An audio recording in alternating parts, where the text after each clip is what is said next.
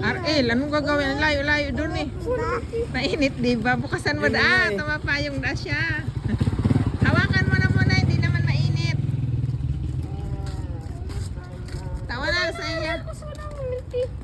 RL, ang layo-layo nun, be. Hindi makasa... Si Aliyah, paano? Pwede natin. Sige. Palit-palit. Sige, sabihin mo sa kanya. Every 5 minutes. Sige, sabihin mo sa kanya. Sira?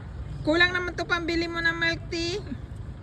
Magkano ba? 45. 45 yon. Layo-layo nun, be. Hindi tayo. Punta tayo.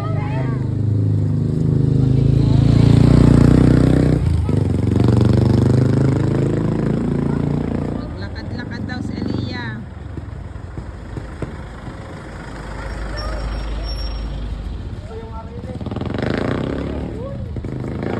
Lakad-lakad ikaw, be. Saan ikaw punta? Pagilidon mo lang yan, huy. Oy, pagilidon mo ta, may tricycle. Sa gilid lang kayo. Wow, nakapayong-payong pa si Aliyah. O, lakad na. Lakad na. Hoy, alalayan mo man yan, tigbabayaan mo. Garka man toing.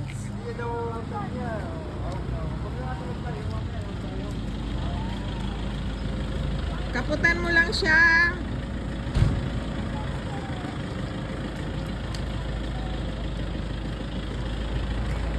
Magkano yan, Mino? Magkano kasi yon yung binili nyo na Ate Tea mo? 45. Sigurado ka, hindi ka magre-reklamo.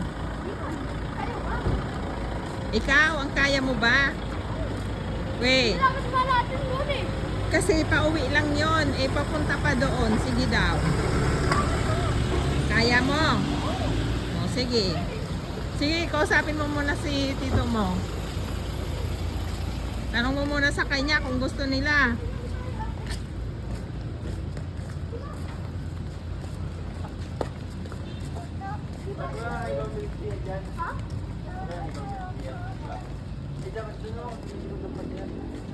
Wala bang ibang milk teahan dito na mas malapit?